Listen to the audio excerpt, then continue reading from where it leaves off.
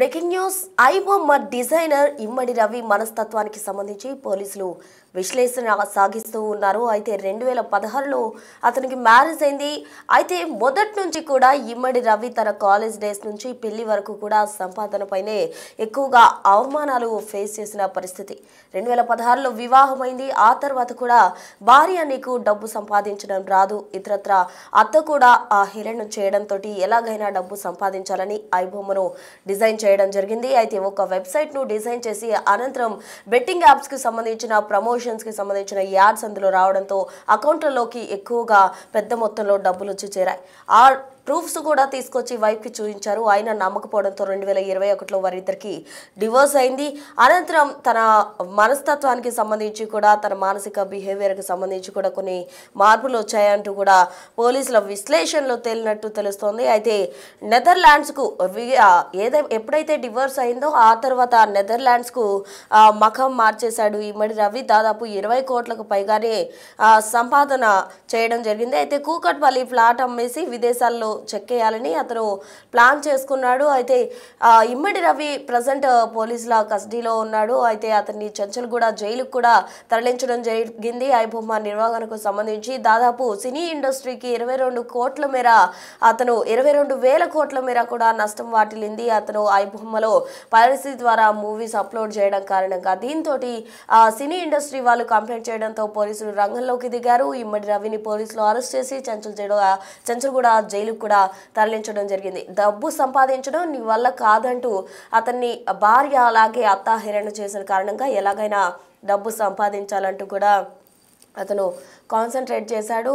ఆ మేరకు అతను అరెస్ట్ అవ్వడం జరిగింది. అయితే దీనికి సంబంధించి సివి ఆనంద్ పోస్ట్ చేయడం జరిగింది. గతంలో అతను ఛాలెంజ్ చేసినట్టు కూడా తెలుస్తోంది. దమ్ముంటే నన్ను పట్టుకోండి అంటూ కూడా సివి ఆనంద్ను ఛాలెంజ్ చేశాడు ఇమ్మడి రవి. అయితే దాన్ని ఆ ఛాలెంజ్ను స్వీకరించిన పోలీసులు అతన్ని ఎలాగైనా పట్టుకోవాలని అన్ని బృందాలుగా వాళ్ళు ఏర్పడి అతను అరెస్ట్ చేయడం జరిగింది. దమ్ముంటే నన్ను పట్టుకోండి అని పోలీసులకే ఇమ్మడి రవి సవాల్ చేస్తూ బెదిరించిన వ్యక్తిని చివరకు అరెస్ట్ చేసినందుకు Hyderabad city police cyber crime DCP Kavitha మరియు టీంకు నా అభినందనలు అంటూ కూడా ఆయన ట్వీట్ చేశారు. ఈ సందర్భంగా HD movie piracy craze press meet వివరాలు మళ్ళీ రీపోస్ట్ చేస్తున్నట్టు కూడా ఆయన చెబుతూ వచ్చారు. హ్యాకర్లు డిజిటల్ కంపెనీస్ సర్వర్లు హ్యాక్ చేసి సినిమా విడుదలకు ముందే ఒరిజినల్ కాపీలు తమ వెబ్సైట్లో విడుదల చేయడం వల్ల సినిమా పరిశ్రమకు భారీ నష్టాలు వచ్చాయి. జూన్ 5 నుండి రాత్రింపవళ్లు కష్టపడి పనిచేసిన సైబర్ క్రైమ్ పోలీసులకు నా అభినందనలు అంటూ కూడా సివి ఆనంద్ ఐపీఎస్ తన ట్విట్టర్ వేదికగా కూడా పోస్ట్ చేయడం జరిగింది. అందుకు సంబంధించిన విజువల్స్ కూడా మనం బిగ్ టీవీ స్క్రీన్ పై చూడొచ్చు. ఆ ట్వీట్ వివరాలు కూడా మనం గమనించవచ్చు. 9 hours బ్యాక్ ఈ పోస్ట్ చేయడం జరిగింది. జూన్ 5 నుండి కూడా రాత్రింపవళ్లు కష్టపడి పనిచేసిన సైబర్ క్రైమ్ టీమ్ ఈ పైరసీ రాకెట్లో ఉన్న కీలక నిందితులందరినీ కూడా అరెస్ట్ చేసింది. ఇప్పటి వరకు విదేశాల్లో ఉన్న రవిని తప్ప మిగతా వారందరినీ కూడా అరెస్ట్ చేసినట్టు కూడా చెప్తూ ఉన్నారు. అయితే ఇదంతటికి సంబంధించిన వివరాలు కూడా మనం బిగ్ టీవీ స్క్రీన్ పై చూడొచ్చు. ఐబొమ్మకి సంబంధించిన డిజైనర్ ఎవరైతే ఉన్నారో ఇమ్మడి రవికి సంబంధించిన ఫోటో మనం బిగ్ టీవీ స్క్రీన్ పై చూడొచ్చు. అలాగే అతని పోలీసులు అరెస్ట్ చేసి రిమాండ్కు తరలిస్తున్న దృశ్యాలు కూడా మనం బిగ్ టీవీ స్క్రీన్ పై చూడొచ్చు. దీనికి సంబంధించి మొత్తంగా కూడా పోలీసులు విశ్లేషిస్తున్నారు. అతని మానసిక స్థితికి సంబంధించి దీనికి సంబంధించి డీసీపీ మాట్లాడడం జరిగింది. ఏమన్నారో చూద్దాం. సినిమా పైరసీ పైన సైబర్ క్రైమ్ పోలీసులు కేసు నమోదు చేసి దాదాపు 5 నెలల నుంచి కూడా ఇన్వెస్టిగేషన్ చేసి గతంలో కొంతమందిని అరెస్ట్ చేసి రిమాండ్ తరలించారు. అయితే ఈ కేసులో ఐబొమ్మకు సంబంధించిన కీలక నిందితుడు ఇమ్మిడి రవిని అరెస్ట్ చేసి రిమాండ్కి తరలించారు. ఈ కేసుకు సంబంధించి మొదటి నుంచి కూడా దగ్గరుండి ఫాలో చేస్తూ పోలీసులకు సవాల్ విసిరిన తర్వాత చాలా సీరియస్గా తీసుకొని అతన్ని అరెస్ట్ చేయడం జరిగింది. ప్రస్తుతం మనతో పాటు హైదరాబాద్ సైబర్ క్రైమ్ డీసీపీ కవిత ఉన్నారు. ఒకసారి మాట్లాడదాం. మేడం, అసలు రవిని ఎలా పట్టుకున్నారు, అతను ఎక్కడి నుండి ఇదంతా కూడా ఆపరేటింగ్ చేశారు? మనకి బేసికల్గా యాంటీ పైరసీ సెల్ వాళ్ళు ఆగస్ట్ 30th రోజు కంప్లైంట్ ఇచ్చారండి.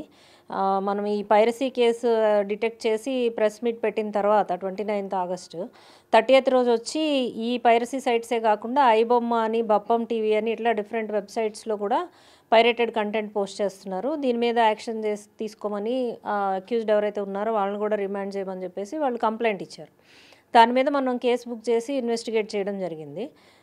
దానిలో ఆ వెబ్సైట్స్కి సంబంధించి మొత్తము మనం అనలైజ్ చేస్తే మోర్ దాన్ 65 వెబ్సైట్స్ ఉన్నాయన్నమాట.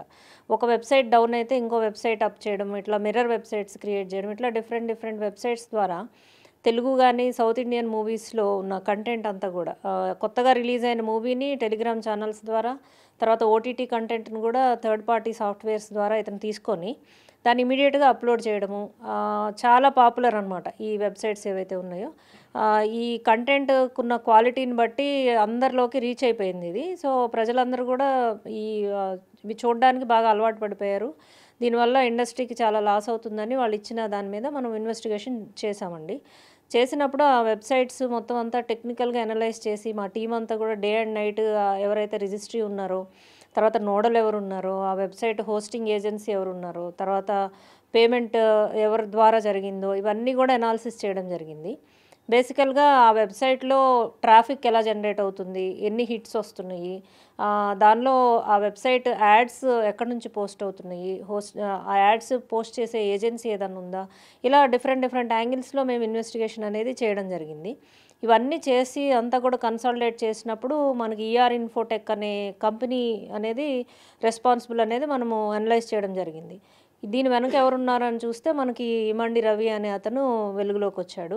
సో ఇతని యొక్క bank accounts, transactions, pan cards అన్నీ కూడా ఇన్వెస్టిగేషన్లో వెరిఫై చేశాము. చేసినప్పుడు ఫేక్ ఐడీస్ తోటి, అంటే ఇతని పిక్చరు వేరే అతని పేరుతోటి కొన్ని డ్రైవింగ్ లైసెన్స్లు, పాన్ కార్డ్స్ తీసుకోవడము, అకౌంట్స్ ఓపెన్ చేయడము, అకౌంట్స్ ట్రాన్సాక్షన్స్ చూస్తే క్రోర్స్లో ఉందన్నమాట.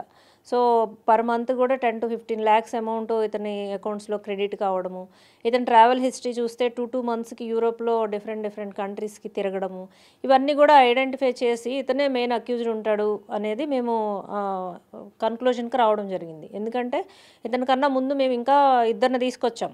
యాక్చువల్గా వెబ్సైట్ క్రియేట్ చేసినటువంటి డీటెయిల్స్ ఆధారంగా ఇద్దరిని పట్టుకొచ్చి వాళ్ళని కూడా రిమాండ్ చేయడం జరిగింది.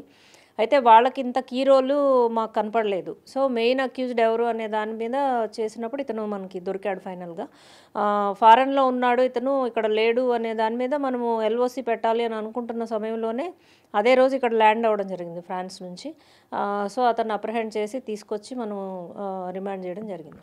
ఇప్పుడు ఐబొమ్మలో కింగ్ పిన్ అరెస్ట్ చేశారు. అసలు పైరసీ ఆగుతుందా, ఇంకా ముప్పు పొంచి ఉందా మేడం దీనికి సంబంధించి? పైరసీ ముప్పు ప్రజలు చూస్తున్నన్ని రోజులు, ఇల్లీగల్ మనీ సంపాదించాలనే ఉద్దేశాలు జనాలకు ఉన్నన్ని రోజులు కంటిన్యూ అవుతుందండి. ఆ పైరసీని స్టాప్ చేయలేం. దొంగతనాలు ఎలాగా రెగ్యులర్గా జరుగుతాయో ఇది కూడా డిజిటల్ థెఫ్టే. పైరసీ ఈజ్ నథింగ్ బట్ ఇది కూడా ఒక వన్ వే ఆఫ్ థెఫ్టే కదా. కంటెంట్ వాళ్ళది కాదు, వాళ్ళు దాన్ని ఎన్కాష్ చేసుకుంటున్నారు. సో ఇల్లీగల్ మీన్స్లో దాన్ని సోర్స్ చేసుకొని దాన్ని అప్లోడ్ చేస్తున్నారు. సో ప్రజల్లో మార్పు రానంత వరకు, ఇట్లా ఫ్రాడ్యులెంట్ మనీ సంపాదించాలనే దురాశ చావనంత వరకు కూడా ఇది కంటిన్యూ అవుతుంది. అదే టైంలో ప్యారలల్గా పోలీసు అట్లాగే ఇన్వెస్టిగేషన్ ఏజెన్సీస్ కూడా ఇన్వెస్టిగేషన్ కంటిన్యూ చేసి ఎప్పటికప్పుడు దీన్ని కట్టేలు చేయడానికి మా ప్రయత్నం అయితే కొనసాగుతుంది. అంటే మేడం, సినిమా ఇండస్ట్రీకి మీరు ఇచ్చిన సూచనలు ఏంటి, పైరసీ కాకుండా వాళ్ళు తీసుకోవాల్సిన జాగ్రత్తలు ఏంటి, పోలీస్ పరంగా ఎలాంటి సూచనలు వాళ్ళకి చేశారు? మనము ఇంతకుముందు ఆగస్టులో పెట్టిన ప్రెస్ మీట్లో కూడా చాలా సూచనలు చేయడం జరిగింది. ఎస్పెషల్లీ డిజిటల్ సర్వీస్ ప్రొవైడర్స్ ఎవరైతే ఉన్నారో, cube and UFO and all other groups కూడా వాళ్ళు ఎలాంటి ప్రికాషన్స్ తీసుకోవాలి, వాళ్ళ సిస్టమ్స్ని ఎలా అప్గ్రేడ్ చేసుకోవాలి, ఓఎస్ని ఎలాగా లేటెస్ట్ది వాడాలి, ఫైర్ వాల్స్, ఇవన్నీ కూడా కొన్ని ప్రికాషన్స్ వాళ్ళకి చెప్పడమే కాకుండా 24/7 వాళ్ళకు ఒక టీం ఉండాలి. ఎవరంటే ఏదన్నా హ్యాకింగ్ కానీ ఎలాంటి అటెంప్ట్ ఉన్నా కానీ ఇమీడియట్గా దాన్ని డిటెక్ట్ చేసి కౌంటర్ చేసే టీం అనేది ఉండాలి అనేసి వాళ్ళకి సజెస్ట్ చేశాము. వాళ్ళు ఆల్రెడీ కూడా ఒక యాంటీ పైరసీ సెల్ ఉంది, ఒక 6 years నుంచి ఉందని మనం మార్నింగ్ కూడా విన్నాము. యాంటీ పైరసీ సెల్ వాళ్ళే మనకి యాక్చువల్లీ కంప్లైంట్ కూడా ఇచ్చారు. ఆ సెల్ కూడా చాలా యాక్టివ్గా పనిచేస్తుంది, వాళ్ళది ఫోరెన్సిక్ ఎనాలిసిస్ ఇవన్నీ కూడా చేస్తున్నారు.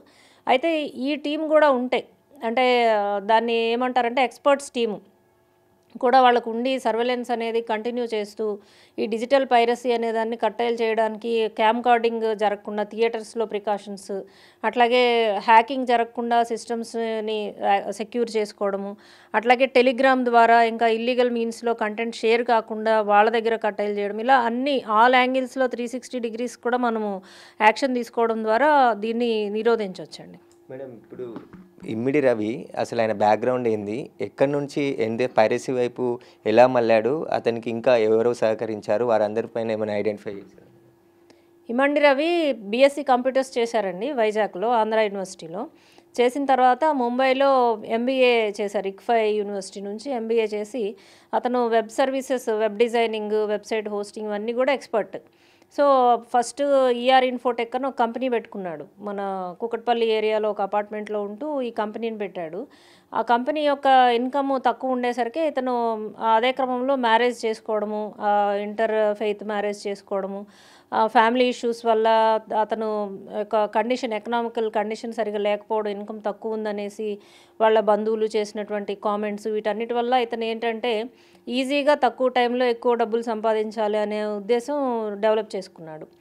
ఈ క్రమంలో వైఫ్తో డివోర్స్ అయిపోయినాయి. ఎలా మనీ ఎర్న్ చేయాలనేది ఆలోచిస్తున్నప్పుడు ఇతనికి ఈఆర్ ఇన్ఫోటెక్ని టెంపరీగా హోల్డ్ చేసి ఈ పైరసీ వైపుకు దృష్టి మళ్లించాడు. దీనిలో అయితే మనకి తక్కువ టైంలో ఎక్కువ మనీ పొందొచ్చు అనే ఉద్దేశంతో ఈ వెబ్సైట్ డిజైనింగ్ అనేది, పైరసీ వెబ్సైట్ అనేది డిజైన్ చేసి దీన్ని హోస్ట్ చేశాడనమాట. దీనికి అదే టైంలో దీని ప్రకారము కోవిడ్ రావడము, ప్రజలు ఆన్లైన్ కంటెంట్ చూడడము, థియేటర్స్కి వెళ్ళలేకపోవడము, ఇవన్నీ దృష్ట్యా డబ్బులు పెట్టి ఓటీటీలో చూడలేకపోవడం, వీటన్నిటి దృష్ట్యా ఈ వెబ్సైట్స్కి పాపులారిటీ చాలా పెరిగిపోయేసరికి ఇతను ఇంకా డిఫరెంట్ పేర్ల మీద అకౌంట్స్ ఓపెన్ చేసి, ఇంకా ఒక వెబ్సైట్ని ఈ మూవీ వాళ్ళు డైరెక్టర్స్, ప్రొడ్యూసర్స్ డౌన్ చేస్తే ఇంకో మిర్రర్ వెబ్సైట్ క్రియేట్ చేయడము, ఇట్లా టెక్నిక్స్ ఫాలో అయ్యాడనమాట. 22 నుంచి ఇంకా పెంచి ఇతని యొక్క ఆపరేషన్స్ ఓవర్సీస్లో, ఈ సర్వర్స్ అన్నీ కూడా ఓవర్సీస్లోనమాట. మనకి స్విట్జర్లాండ్, ఆమ్స్టర్డామ్, నెదర్లాండ్స్ ఇక్కడ ఉన్నాయి. సో ఈ సర్వర్స్ని అక్కడ నుంచి యూస్ చేసుకొని ఎక్కడ క్లూ రాకుండా, ఎవరు పట్టుకోకుండా అకౌంట్స్ కానీ అన్నీ కూడా ఆపరేషన్ చేయడం, ఇదంతా చేస్తున్నాడండి. ఈజీ మనీ తక్కువ టైంలో పొందాలి అనే ఉద్దేశంతో ఇతను తనకున్న టెక్నికల్ బ్యాక్గ్రౌండ్ని యూస్ చేసి ఈ యొక్క నెట్వర్క్ అంతా కూడా డెవలప్ చేశాడు. మేడం, మొత్తం కోట్లాది రూపాయలు ట్రాన్సాక్షన్ జరిగింది అంటారు. ఎగ్జాక్ట్గా రవి ఎన్ని కోట్ల రూపాయలు ట్రాన్సాక్షన్ చేశాడు, ఎంత సంపాదించాడు, అవన్నీ ఎక్కడ పెట్టుబడిగా పెట్టాడు? ఇతను మన ఎనాలిసిస్లో ఇప్పటి వరకు మనకు దొరికినటువంటి ఎనాలిసిస్ ప్రకారము ఒక 4 అకౌంట్స్ యొక్క ట్రాన్సాక్షన్స్ మనం అనలైజ్ చేశాము. దీనిలోనే 20 crores of rupees over a period of 5-6 years ఇతను సంపాదించినట్టు మన దృష్టికి వచ్చింది. ప్రజెంట్ అతని అకౌంట్లోనే 3.5 crores ఉంటే దాన్ని ఫ్రీజ్ చేయడం జరిగింది, ఆల్రెడీ నోటీస్ పంపించి. ఇంకా అతనికి మనం సీజ్ చేసినప్పుడు ఫిజికల్గా బ్యాంక్ కార్డ్స్, చెక్ బుక్స్ 25-35 అట్లా దొరికినాయి. సో అవన్నీ ఏ బ్యాంకులో ఉన్నాయి, ఆ బ్యాంకులో అకౌంట్ ఉందా, దానిలో ఎంత మనీ ఉంది, ఇవన్నీ కూడా బ్యాంక్స్కి మనం నోటీసెస్ పంపడం జరిగింది. ఇవన్నీ వచ్చి మనీ ట్రయల్ అనాలిసిస్ అంతా చేస్తే వాల్యూమ్ ఆఫ్ ట్రాన్సాక్షన్ ఎంత, ఇతను ఎంత ఎర్న్ చేశారు అనేది మనకు తెలుస్తుందండి. మొత్తం ఏమైనా ఇక్కడ ఆస్తులు ఏమైనా కూడబెట్టాడా మేడం? హైదరాబాద్లో రవికి సంబంధించిన ఆస్తులు ఉన్నాయా? పోలీసులు దర్యాప్తులు అవి జప్తు చేసే అవకాశం ఏమైనా ఉంది? ఉన్నాయండి. ఇక్కడ అతనికి ఒక ఓన్ హౌస్ ఉంది, అపార్ట్మెంట్ ఒకటి ఉంది. సో అక్కడ నుంచి అప్రహెండ్ చేసాం మనము. అట్లాగే వైజాగ్ నేటివ్ కాబట్టి వైజాగ్లో కూడా అతనికి ఇల్లు ఉన్నట్టు తెలిసింది. ఇంకా ఇవే కాకుండా ఇంకా ఏమన్నా ఉన్నాయా, ఇతను ఏమైనా ఎర్న్ చేశాడా, ఇవన్నీ కూడా అనలైజ్ చేసి అలాంటి 107 BNS ప్రకారం మనము ఫ్రాడ్ అమౌంట్ని ఆక్షన్ చేసి విక్టిమ్స్కి ఇవ్వడానికి కూడా ఒక అవకాశం ఉంది. సో అదేమన్నా చేయొచ్చా, లీగల్ ఇదంతా కూడా ఒపీనియన్ తీసుకొని ఫర్దర్గా మేము దానిలో కూడా ప్రొసీడ్ అవుతాం. మేడం, ఫిలిం ఇండస్ట్రీ ఇన్ని కోట్ల రూపాయలు నష్టపోయామంటున్నారు. ఏ విధంగా అంచనా వేశారు మేడం? అంటే రవి వల్ల ఇంత నష్టం, అంటే దేశవ్యాప్తంగా పైరసీ వల్ల 22,000 కోట్ల నష్టం జరిగింది అంటారు. అది ఏ విధంగా నష్టం జరిగిందని అంచనా వేశారు? దానివల్ల రవికి ఎంత లాభం పొందింది మేడం?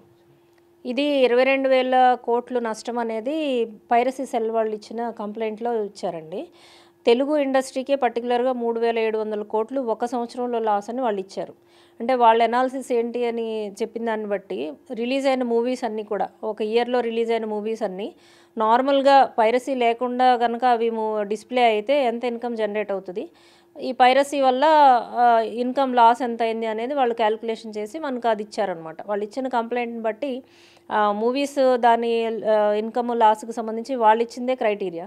సో ఆ డేటాని బట్టి ఇంత లాస్ అయింది అనేది మనం చెప్తున్నాం అనమాట. మేడం, ఇప్పుడు పైరసీకి సంబంధించి పోలీసులకే సవాల్ విసిరారు. అసలు ఐబొమ్మని పట్టుకోలేరు, దమ్ముంటే పట్టుకోండి అని చెప్పేసి కూడా గతంలో ఉన్న సిపికి మెసేజ్ స్వయంగా పెట్టడం జరిగింది.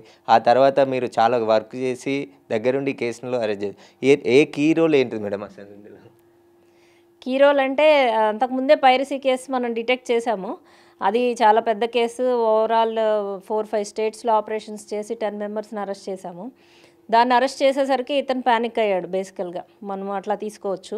ఎందుకంటే హ్యాకింగ్ చేయడం ఇవన్నీ కూడా అప్పటి వరకు బయటికి రాలేదు. ఇండియాలో మొదటిసారి మనం చెప్పడం జరిగింది. సో అదే టైంలో ప్రొడ్యూసర్స్కి వీళ్ళందరికీ కూడా అప్పుడు సిపి గారు మీటింగ్ పెట్టి ప్రికాషన్స్ అన్నీ కూడా చెప్పారు. ఇవన్నీ డెవలప్మెంట్స్ కూడా పబ్లిక్ ఫోరంలో ఉన్నాయి, అందరూ ఫాలో అవుతున్నారు. సో ఇవన్నీ చూసిన తర్వాత న్యాచురల్గా నెక్స్ట్ నా దగ్గరికి వస్తారేమో అనే ఇది ఉంటుంది ఎవరికైనా. ఎందుకంటే అతను మేజర్ పర్సన్ లాస్ కాజ్ చేసే వాళ్ళల్లో. సో నెక్స్ట్ నేనే టార్గెట్ అవుతాను, అతని మీద కంప్లైంట్ ఇచ్చినట్టు కూడా బేసికల్గా తెలుస్తుంది. సో అందుకోసము ఆ యొక్క సైకలాజికల్ ఇది సిచ్యువేషన్ తోటి అతను రకరకాల మెసేజెస్ పెట్టాడు.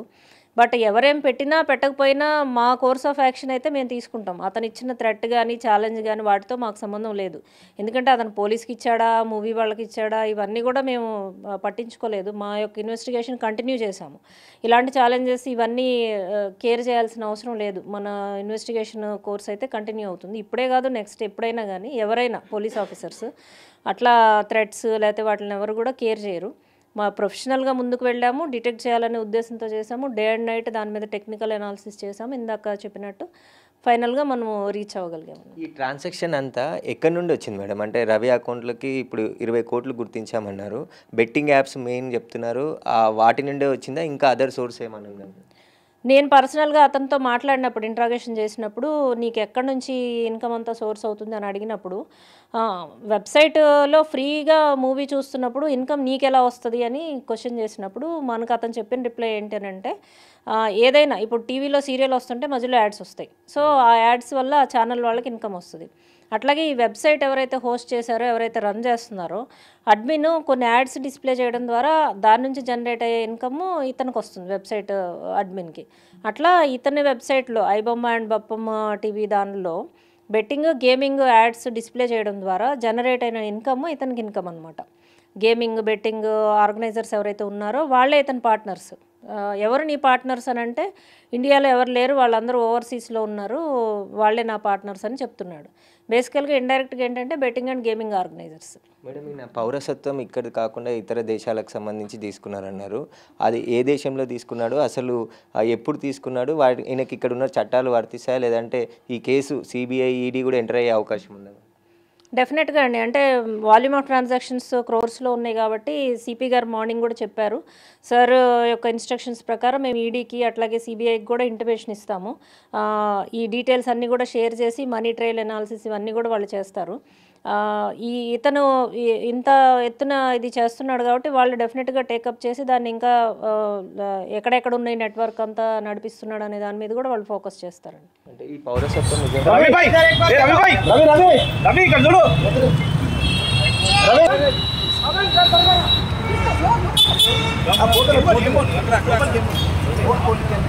देखो बेटा रवि भाई